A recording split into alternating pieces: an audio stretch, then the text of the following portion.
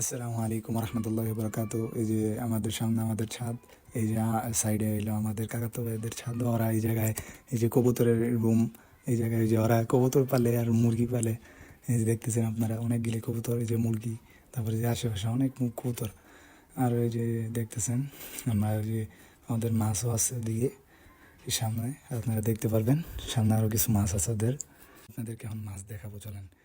এই যে ওদের এই জায়গায় কিছু মাছ আছে, এই যে চারিতে পালে রঙিন মাছ, দেখেন আপনারা, এই যে দেখতে পাচ্ছেন, এই যে দেখেন।